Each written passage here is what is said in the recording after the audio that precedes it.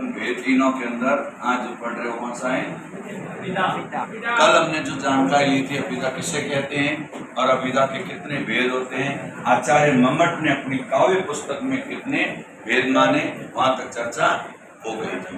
अभिधा सब शक्ति, अभिधा सब शक्ति किसे कहते हैं? तो सीधी सीधी शब्दों में कहना कि जहाँ वाच्यार्थ का अर्थ बोध होता है वहाँ अभिधा शब्द शक्ति कही जाती है।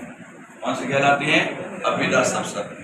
और अभिधा सब शक्ति में ध्यान रखना, अभिधा सब शक्ति के अंदर सबसे पहले यह रखना कि मुख्यार्थ या वाच्यार्थ या सरलार्थ या साधारणार्थ या लोक प्रचलितता का बोध होता है, उसे अभिधा सब शक्ति कहते हैं। ये 3-4 शब्द एक साथ याद रखने से कहीं अपन रिक्त स्थान के प्रश्न आते तो वो भी आपसे अटेंड हो सकते हैं। इसके बाद इसके उदाहरणों में आते हैं तो अभिधा सब शक्ति किसे कहते हैं? तो छोटे छोटे वाक्यों से हम प्रारंभ करें तो अभिधा सब शक्ति में पहला वाक्य है कि राम पुस्तक पढ़ता है। तो राम पुस्तक पढ़ता है वाक्य कैसा है? साधारण है। और यही बात अपन ऐसे न करके ये कह दिया कि राम की गाय 5 किलो दूध देती है या मोहन की गाय 12 किलो देती है, श्याम की गाय दूध देती नहीं है। तो ये सारी बात है कैसी? साधारण है। या इसी वाक्यों के अंदर और भी बात करें तो कई बातें इस प्रकार के उदाहरण हम देखें तो जैसे बिल्ली भाग रही है तो बिल्ली भागना उसका स्वाभाविक प्रक्रिया थी। क्या है? स्वाभाविक प्रक्रिया। बिल्ली भाग रही है या किसान फसल काट रहे हैं या जयपुर की राजधानी, जयपुर राजस्थान की राजधानी है, इस प्रकार ये न कह के यूं कह दिया राजस्थान की राजधानी जयपुर है। बात कैसी है? सीधी है, सामान्य है और लोक प्रचलित है। इसी बातों के अंदर और भी बात कहें तो मोहनपुरी जी सिद्ध पुरुष है, मोहनपुरी जी सिद्ध पुरुष है। तो ये वाक्य कैसा है? साधारण है, लोक प्रचलित है। दूसरी बात कहें कि भारत के प्रधानमंत्री नरेंद्र मोदी हैं तो सब जानते हैं ये लोक प्रचलितता की बात को महत्व दे रहा, क्योंकि लोगों ने ना वोट दिए और इसको प्रधानमंत्री। ये सारी बात अपने सामने कैसे आ गई? अभिधा शक्ति का बोध कराने वाली आ गई। इसके अंदर सबसे पहली बात ये याद रखना, कई बार अलंकार के रूप में कई पंक्तियां आ जाती हैं, जैसे सजना है मुझे सजना के लिए। तो यहाँ सजना सजना एक जैसे शब्दों और अर्थ अलग अलग निकलते हैं, उसे अलंकार में जानते हैं यमक अलंकार। शब्द एक जैसे लेकिन अर्थ भिन्नार्थक निकले। जैसे आपने 10वीं में 11वीं में पढ़ा हुआ हिंदी में कनक कनक ते सोगना मादकता अधिका है। यहाँ कनक कनक का है सोना, दूसरा धतूरा। तो सोना और धतूरा ये दो बातें यही शब्द एक जैसे अर्थ अलग अलग निकले। जैसे सजना है मुझे सजना के लिए, तो सजना यानी सवरना, तैयार होना, सज धज रूप सजावट करना किसी अर्थों में कहें। लेकिन उसके बाद दूसरा सजना है वो पति या प्रियतम के अर्थ में लिया जा रहा है। जब इस साधारण बात सीधी सीधी आगे सामने तब यह पिता में वाक्य रह गया या काव्य पंक्ति होती है तो इसमें रहती है। दूसरी बात अलंकार में कहीं पे मनु मानो जनु जानो जाए तो भी पंक्तियों में देख के पता लगा देना। और मनु मानो जनु जानो जानती पूजती ऐसे शब्द कहीं मिलते हो अंतिम में तो भी आप अभिधा सब शक्ति में से रखना है। यहाँ तो कोई दिक्कत नहीं ना। तब यहाँ पे दूसरी बात लक्षणा की भी कर देते हैं। लक्षणा सब शक्ति में ध्यान रखना कि जहाँ वाच्यार्थ बाधित रहता है या परिभाषा थी जहाँ वाच्यार्थ या मुख्यार्थ बाधित रहता है तथा लक्षणा का या लक्ष्यार्थ का या लक्षक का, लक्ष्य का या लक्षक का बोध होता हो वहाँ वह लक्षणा सब शक्ति होती है। और इसके अंदर याद रखना यहाँ लोकोक्ति और मोहरेदार बात होती है तो यहाँ पहचानी जाएगी कौन सी? लोकोक्ति और मोहरदार शैली में। कई बार आपने देखा होगा रमेश तो हवा में बातें कर रहे हैं, तो हवा में बातें करना मतलब बड़ी बड़ी डीगे हाँकना। और दोस्त कहता तो हाँ कपटों में लपेटता हूँ। एक दोस्त उसकी बातों को डीगों को लपेटने की कोशिश करता, हाँ मंडा को बड़े बड़े। ये जो बात कहता है ये बड़ी बड़ी डीगे हाँकने का है और है कुछ नहीं लेकिन बड़ी बड़ी डीगे हाँक के कह देता है। तो यहाँ पे ये बात भी किसमें चली जाएगी? मुहरदार होने के कारण डीगे हाँकना मुहारा हो जाता है, तभी चली जाती है रूढ़ा लक्षणा में। इसमें चली जाती है रूढ़ा। यहाँ पे याद रखना कि कहीं न कहीं बात के अंदर महत्व तो देखो।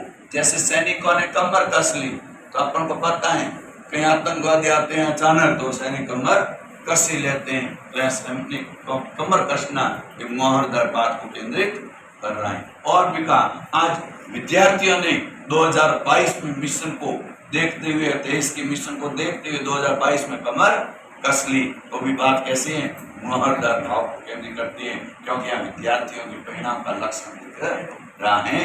तो भी कहाँ चला गया, स्प्रिट। यहाँ पे ध्यान रखना, लक्षणा के अंदर जरूरी नहीं है कि मोहर और लोकोक्तियां हो, कोई वाक्य ही ऐसे हो जिसको अपन पकड़ सकते। जैसे कमरा हंस रहा है, तो कमरा कभी नहीं हंसता, ध्यान रखें। कहीं न कहीं कारण ढूंढो कि कमरा कोई निर्जीव चीज हंसती है, नहीं हंसती, तब हमने कारण पता लगा कि कमरे में बैठे लोग हंस रहे। कई बार इसे पति की पंक्तियों में भी कहते हैं, हरे भवन में करते नैनो से बात। तो नैनो से बात तो हो रहा है, लेकिन नैनो से बात होना केवल आंखें बात नहीं, नेत्र, आंख, लोचन, चक्षु, इस प्रकार आंखों के प्रवाची होते हैं और पद्य की पंक्तियां आते हैं, तो ये आंखें बात नहीं कर रही, आंखों के इशारों से बातों का भाव प्रकट हो जाता है। इस प्रकार ये सब शक्ति अपने लक्षणा में चली जाती है। लोकोक्ति मुहारे याद रखना, लोकोक्ति मुहारे के बाद कहूं कि उपमा, रूपक, विरोधाभास से मान्यकरण अलंकार के भाव की पंक्तियां हो कहीं पर, जैसे आपने देखा होगा, शीतल वाणी में आग लिए फिरता हूँ, रोदन में राग लिए फिरता हूँ, इस प्रकार की बात आती है। और कभी कई बार ऐसी पंक्तियां बोलता है तो अपन को पता है शीतल जल पीने से हमेशा क्या होता है, आंख में ठंडी होती है आत्मा, और लेकिन यहाँ तो जलन की भाव आ रहे, क्यों, क्योंकि पूर्व पत्नी श्यामा की याद आ रही। हरिवंश राय बच्चन की 2 शादियां हुई थी, जो दूर से है वो तो सरस्वती नाम से है, लेकिन उससे पहले थी वो श्यामा पत्नी थी। कौन थी, श्यामा। ध्यान दें यहाँ पर, यहाँ भी इस प्रकार ध्यान दें और बात को महत्व दें। अभी समझनी है, लक्षणा सब शक्ति के अंदर उपमान, रूपक, विरोधाभास और मान्यकरण अलंकार यहाँ रहते हैं। मान्य क्या रहता है, प्रकृति बार मानव से जुड़ती और मानव के लक्षण प्रकट होते हैं, ऐसा है। इस प्रकार की बातें भी यहाँ रखनी है। इसके बाद व्यंजना में आते हैं, तो व्यंजना के अंदर ध्यान रखना, यहाँ व्यंजना से पहले एक बात और बता दूं, इसके भी भेद पूछ ले तो याद रखना, लक्षणा के भेद हमेशा 2 हैं और लक्षण हमेशा रूप से है। अपने कई बार कहा है, गोरियों काला रंग नहीं तो लक्षण ले, वो लक्षण लक्षण, ठीक है। ऐसे देसी भाषा में याद रखे बात, और बात याद रखने से रूप याद रखोगे तो रूप प्र कर देना, और रू से रूढ़ा, रू से क्या बोल दोगे, रूढ़ा। और रूढ़ा हमेशा जो होते हैं वो में उन्हें रूढ़ी कहा जाता है। रूढ़ा जो लक्षण प्रकट होते हैं उसे क्या कहते हैं, रूढ़ी। और रूढ़ी होते हैं वो परंपरा में डले रहते हैं, और परंपरा में होते हैं मतलब जिद्दी होते हैं, और जिद्दी होते हैं तो ओठा लेके कहते हैं, और मारने ओठा देने को किताबी लैंग्वेज कहते हैं, लोकोक्ति और मोहरे। ठीक है भाई, इस प्रकार एक श्रृंखला का चलन आप याद रखें जिससे आपको दिमाग में याद रहे। ये तो था रूढ़ा लक्षणा के बारे में। दूसरा भाग इसका कौन सा है, प्रयोजनवृत्ति है।